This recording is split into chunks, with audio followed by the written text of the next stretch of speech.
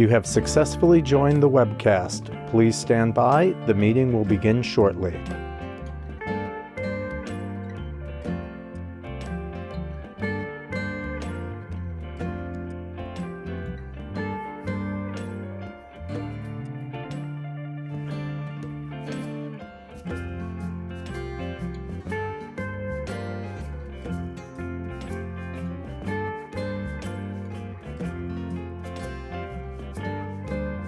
You have successfully joined the webcast. Please stand by. The meeting will begin shortly.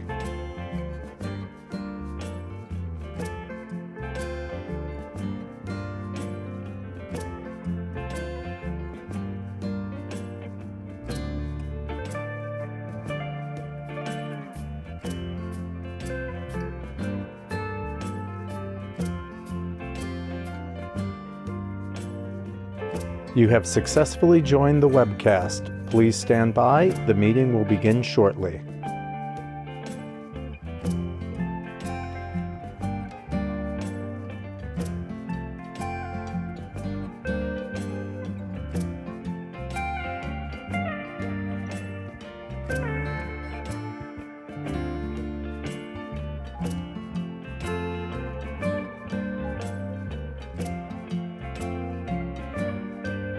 You have successfully joined the webcast. Please stand by. The meeting will begin shortly.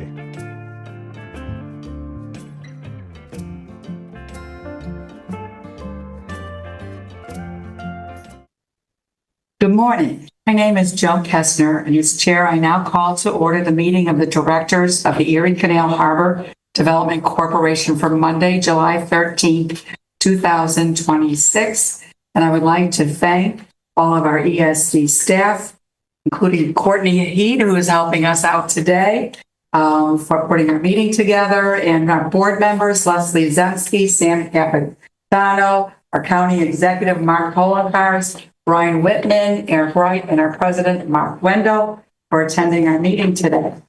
I'd like to note for the record that this meeting is being webcast. We welcome public comment on today's agenda. I will note for the record that the public was given the opportunity to comment on the agenda items by submitting their written comments by 9 a.m. today. I'd like to state for the record that no comments were received from the public concerning today's agenda items. I will also note that we do not have members of the public attending today. The directors have received the relevant written materials in advance of today's meeting and are free to ask questions at any time. Before we begin with the substantive portion of the meeting, I would like to ask the directors whether anyone has any potential conflict of interest with respect to any of the agenda items. So I would ask you to please make an appropriate disclosure on the record at this time. We'll make sure that you recuse yourself from any discussion or vote regarding such items. Does anyone have a conflict? Hearing none. Our first order of business is the approval of the minutes of the directors meeting of March 25th, 2026. Are there any questions, comments, or additions or deletions on those minutes? Hearing none, and I will entertain a motion for approval. Second? Second. All in favor? Aye. Any opposed? Thank you. The motion carries. Now I'd like to call on Mark Wendell, ECHDC's president, to present the three items on today's agenda. Please start us off with the authorization for the corporation to enter into a contract amendment for marina operations of the First Buffalo River Marina. Mark, whenever you're ready. Thank you, Chair Kesner. The first action item we have today is pertaining to our operator, Dale's Marine Service, at our First Buffalo River Marina site. The contract with Dale's Marine Service was entered back in April 1st of 2023 and has a 10-year commitment with two possible additional 5 years. This is a revenue generating contract that the profits share from the slips and other fees that are associated with the slip are shared between Dale's Marine Services and Erie Canal Harbor Development Corporation. Dale's Marine Services, they have a lot of responsibilities over there managing the facility, which includes just the operations management, repair facilities, equipment, monitoring, inspection, security, utilities, and trash. This action item is an amendment to their contract, as the marina operator and ECHC have jointly determined that it would be advantageous and in the best interest of operations at the marina if the vendor could act as ECHC's agent to acquire equipment and materials to better service the waterways at their marina. The proposed contract amendment would permit the marina operator at ECHC's request to utilize a portion of the amounts paid to ECHC pursuant to the original contract to acquire equipment and materials for this purpose, which then would become property of ECHC and can be utilized by ECHC staff and marina operator as well to fill the obligations pursuant to the original contract. Utilizing these funds it makes it an easier process for us to be able to get supplies or materials to help maintain not only the marina but any other waterway, specifically the open terminus, which gets filled with debris, and we can then utilize that to buy equipment to help us keep the terminus clean and more frequently. The directors are requested to make a determination of responsibility with respect to the proposed consultant, authorize the corporation to enter into a contract amendment with Dale's Marine Service to allow the marina operator to acquire equipment and materials with the permission of and on behalf of ECHC utilizing the rental fees and revenue shares, and authorize the corporation to take all related actions. Thank you, Mark. Are there any questions or comments from the directors with regard to this item? Yes, County Executive. Thank you, Madam Chair. I have a technical question. You're talking about a contract amendment. Yes. However, wasn't it bid out for issuance of the contract? Initially through the RFP. Well, the contract we have right now is issued, like I said, we entered into the contract through an RFP back in 2023. The contract outlined the profit sharing portion. So this amendment is allowing us, instead of them writing us a check as they are required to under the contract agreement, this amendment would then allow them to utilize that payment to purchase a piece of equipment for us at our business. So what was the original RFP? The RFP that was issued in 2022 was to operate. So you're just amending that contract. You did not go back out to That is correct. And when does the original contract expire? The original contract doesn't expire until 2033. Okay, thank you. Thank you. As noted earlier, we do not have any comments from the public with regard to this item. I will now entertain a motion for approval. So moved. So moved. All right, Leslie, second. Sam? All in favor? Aye. Anybody opposed? Thank you. The motion carries. Mark, please continue and present the request for authorization for the corporation to enter into contract for construction services in connection with the Buffalo Cruise Terminal Improvements Phase 1 construction project. Thank you, Chair Kessler. This is an exciting time. We've been talking about cruise ships since 2022. Since when the Governor Hochul came forward and said, cruise ships are out there. Let's try to get them to land in Buffalo. And now this is another great step forward in getting these cruise ships to, with our permanent location under construction. And as I mentioned, we started this discussion in 2022. In 2025, ECHC hired a design team led by Leroy Engineers to design a cruise terminal facility with upland improvements, and it'll be located at 275 Furman Boulevard that would function for the cruise lines and welcoming their guests. On May 18th, 2026, the ECHC solicited bids for the Buffalo Cruise Terminal Improvements Phase 1 project, and I'll get into the scope of work later, in the New York State Contract Reporter. A total of 3 bids from the following entities were received on June 16th, 2026.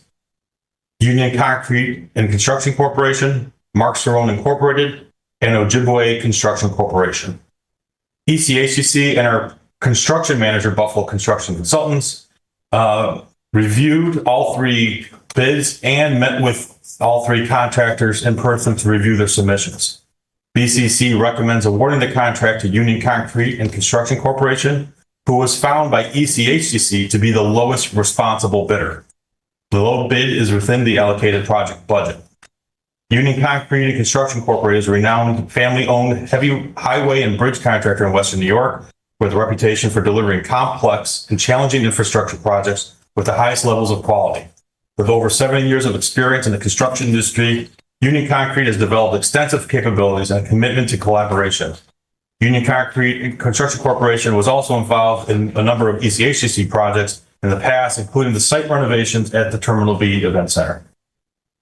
The scope of work for this phase one project is really focused along the seawall repairs to allow for the wall to be repaired after all the number of stations we've had occurred and to be restored so they can handle the large ships that will be landing.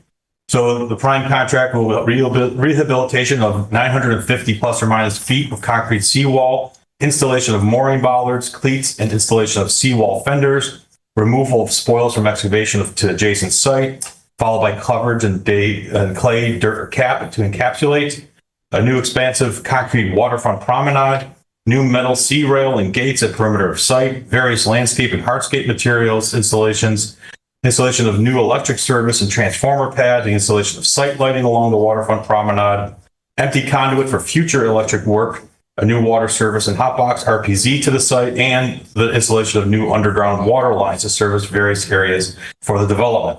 Prevailing wages are required to be paid for the labor completed for this project. The contract is a lump sum contract in an amount not to exceed $13,400,813. That is based on a base submission from Union Concrete of $12,182,557 with a contingency of $1,218,256, as delineated in the project plans and specifications dated May 18th, 2026, along with 13 addenda that were provided during the bid period. This project is slated to begin in August 2026 and expected to be completed by October 27, 2028. ECHCC intends to issue a notice to proceed to Union Concrete and Construction Corporation in the amount of $250,000 to begin to submit material information based on long lead items and established within the site perimeter. The funding sources shall be from New York Works Economic Development Fund. I will say something on the schedule. We do anticipate the project that is outlined in this project to be completed by late 2027. We do have we have a longer term contract because we just do not know about the weather that's going to be allowed to permit it. So we wanted to give them ample time to be able to handle the in-water incubations. But when we have the first meeting with after award, we're hoping that the schedule will be a little bit quicker. The contractor shall be required to solicit and to utilize minority and women business enterprise and service disabled veteran-owned businesses for any contractual opportunities generated in connection with the project, and shall be required to use good faith efforts to achieve an overall MWBE participation goal of 30% and an SDVOB participation goal of 6%. The overall goal shall include a minority business enterprise participation goal of 15% and a woman business enterprise participation goal of 15% related to this total value of ESD's funding. Pursuant to the State Environmental Quality Review Act, ECHCC, as lead agency for the Buffalo Outer Harbor Civic and Land Use Improvement Project, issued a negative declaration on February 8, 2021, determining that the project will not have any significant adverse impacts on the environment. The modifications associated with the Buffalo Cruise Terminal project were considered in a technical memorandum in February 2026, which concluded that the project would continue to not have any significant adverse impacts on the environment. The modifications were approved under a modified general project plan for the Buffalo Outer Harbor Civic and Land Use Improvement Project, adopted and affirmed by the directors on February 9th, 2026. The present request for authorization to enter into a contract for construction services for the Buffalo Cruise Terminal project does not constitute an action beyond those actions previously considered and does not require additional environmental review under seeker. Therefore, no further environmental review is required in connection with this action. And I'll add that also this went through a lengthy joint policy review with multiple agencies, including the City of Buffalo, the DEC, the U.S. Army Corps, as well as the New York State Department of State. So at this time, the directors are requested to make a determination of responsibility with respect to the proposed contractor, authorize the corporation to enter into a construction contract with Union Concrete and Construction Corporation for an amount not to exceed a base of $12,182,557 plus a contingency of $1,218,256 for a total contract amount of $13,400,000 $1,813, and to authorize the corporation to take all related actions. Thank you, Mark. Are there any questions or comments from the directors with regard to this item? County Executive? Thank you, Madam Chair. Eden Concrete is an excellent organization for the work, and I would say that this contract is primarily site work. I understand there's going to be a building on that site. Eventually, that'll be That would be phase two. phase two. What is the timeline for phase two and then the opening of what would be the terminal if this is probably not going to be completed until the end of 27? So phase two will go out for construction bids in early 2027. And we have a schedule looking to have that operational by April 2028. So the goal is to have everything open and the cruise ships that enter our market starting in April or May of 2028 to utilize the open terminal. Yes, and there's one contingency, with the one American flagship that we've already been seeing dock this year. As the seawall gets repaired early next year, there is a possibility that the American cruise, which is American flagship, American Cruise Line, could dock at the new location starting next year, depending on how well they get started this year. But we'll work on that as construction progresses, because they do not need customs for that since they're implementation. Thank you. I'd like to make a comment to the board. This is the beginning of a game changer for Western New York. I had the opportunity to meet the passengers from our first cruise that came in. And then after, they went to Niagara Falls, they went to our museums, they enjoyed our architect and our chicken wings.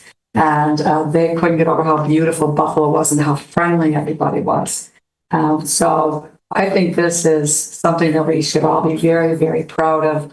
Part of the team. I want to thank Mark Wendell for his due diligence on working relentlessly and going to a number of conventions to learn this business because it was something new to him.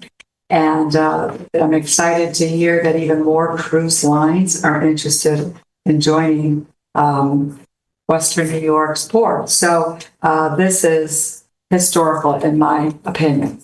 And I just want to thank everybody in our legal department, all the ESD staff for their work on this. And mostly I want to thank our governor for her foresight to see this, to be at a conference and say, hey, you got to come to Buffalo. And they were so receptive and interested. So good work, everybody, and glad to be part of this. Okay, I will, as noted, any other comments? I will now entertain a motion for approval. Eric, second. Leslie, all in favor? Any opposed? Thank you. The motion carries. Mark, please continue and present the final agenda. Item on today's agenda, final request for the corporation to enter into a revocable license for the Buffalo Cruise Terminal. Please, Mark, please go ahead. Well, to continue with the excitement of cruise lines, this is another exciting thing. As I mentioned, American Cruise Line was so eager to start their itineraries in Buffalo that they started in 2026. And we worked with the city of Buffalo to find a temporary location currently along Erie Street where the Miss Buffalo docks. They are docking in Buffalo 7 times this year. They're looking to dock maybe 12 times next year, and then grow from there as we go on, as we move forward. It's been a great partnership to work with them. And in doing so, they would like to enter into a 20-year license agreement, which would be a revenue generating license agreement with the Buffalo Cruise Terminal for the future. And this is a non-exclusive agreement. We are more than happy. They welcome other cruise lines. They acknowledge that a cruise terminal is only as strong as a number of cruise lines can help them and dock there. So this is just a non-exclusive agreement. The license agreement will allow American Cruise Line to dock commercial passenger vessels at the premises and access to the premise for related activities required for a commercial vessel, including passenger ingress and egress, and resupplying the vessels as needed. The license will permit use of both American Cruise Line vessels and affiliates, which shall include but not be limited to their other boat, Pearl Seas LLC. As the license is non-exclusive, it will allow ECHCC to enter into future agreements with other companies to access the premises. And this is very typical. I've talked to a number of the other ports along the Great Lakes that have already established this license agreement with American Cruise Line and seen the benefit as American Cruise Line tries to continue to grow and become a larger presence on the Great Lakes. The license agreement will require American Cruise Line to submit all docking reservations to Erie Canal Harbor Development Corporation on or before November 30th for the subsequent year and permit modifications to the schedule based on unforeseen circumstances, including weather, equipment failure, force majeure events, or any other conditions that may impact the vessel's itinerary or docking at the premises. This revocable, non-exclusive license initial term is 20 years. That we're hoping to start in April 1st of 2027 to March 31st, 2047, and include a maximum of one 10-year extension at ECHCC's sole discretion. ECHCC will be permitted to terminate the license at any time by providing 120 days notice. The fees paid by American Cruise Line shall include an initial one-time fee of $25,000 at the outset of the license, and subsequent payments will be paid on a monthly basis based on the number of passengers and length of time docked at the premises. The fees under this license will be, as acknowledged, will be, there's a passenger fee rate that would start in the first 5 years at $7.25 per passenger and increase by the amount over the next in 5-year increments, with a docking fee starting at $500 per 24 hours, and then increase by other increments over the next 5 years. These are set within the license. There are additional fees that the cruise lines will be responsible for paying that would be met at the standard rate that we have on our list. Again, we reviewed this with a number of different ports along the Great Lakes, and this has become quite a standard to give a slight break on the passenger fee. The Office of Contractor and Supplier Diversity has reviewed the project and determined that MWBE and SDVOB participation goals need not apply for this project. Empire State Development staff on behalf of ECHCC has determined that the action, which involves entering into a contract for the license of the premises with no substantial changes in any existing structure, facility, therefore, constitutes a Type 2 action as defined by the New York State Environmental Quality Review Act and the implemented regulations for the New York State Department of Environmental Conservation. No further environmental review is required in connection with the requested action.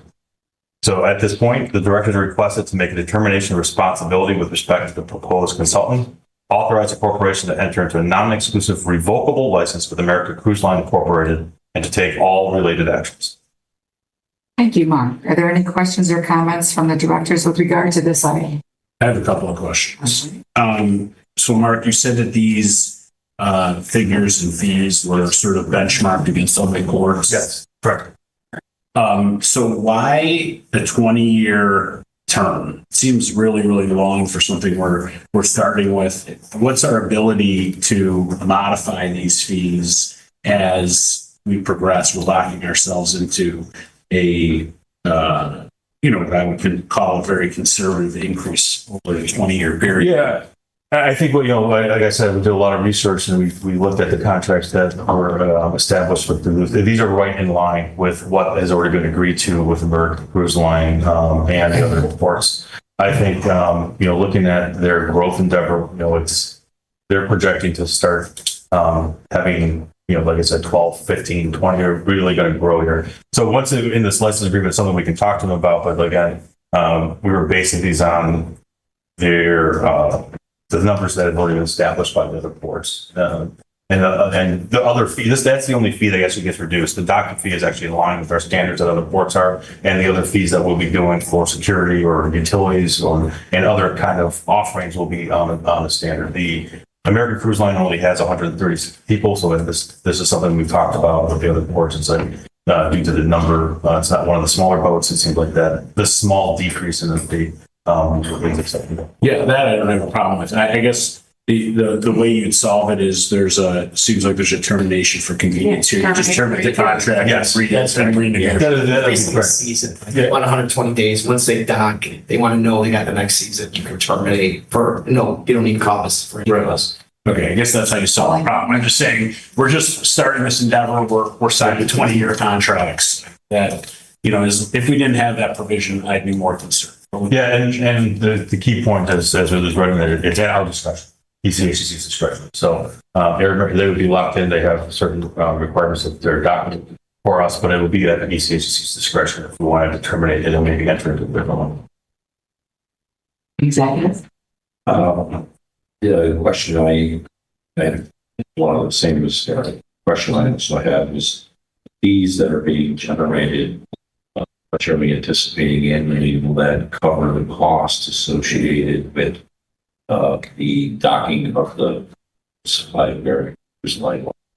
Yes, and so there would be, the way the cruise lines work, they bring a lot of their own staff, or they pay for their own consultants or teams to come there and ride. So these fees we anticipate will be covering our security staff or utilities directly. Like I said, there are others fees there. So, in the end, I think we're hoping that we're talking, when we start getting more cruise lines, we're looking at Victory Cruise Line, bringing it on board in 2028. These fees will then help maintain and cover, the cost of any staff that's needed there, CBP, and will be covered as there. So it's, right now our figures are probably below 100,000, and we're hoping to increase as we go on, as we add more berths. And that money will stay at the cruise line covering those costs and start building up for any kind of maintenance requirements or improvements that we need to meet the cruise line's requirements as they go on over the years. There's additional fees too. And there's additional, like I said, yeah, like if they come in and they connect to our water, they pay for the water, it'll be metered. So we'll make sure that, at worst, it's a little bit more than break even, but this anticipates to be a revenue generating contract based on the service that we'll offer and that they ask us to provide.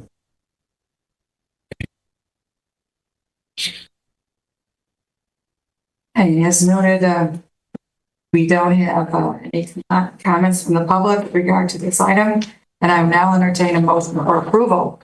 Motion. All right, we got Sam. Second, Leslie. All in favor? Any opposed? Thank you. The motion carries. Now, there being no further items on today's agenda, may I have a motion to adjourn this meeting? Motion.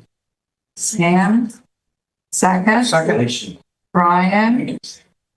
All in favor? Aye. Any opposed? Thank you, everyone, for participating in today's meeting. It was a great one. Thank you.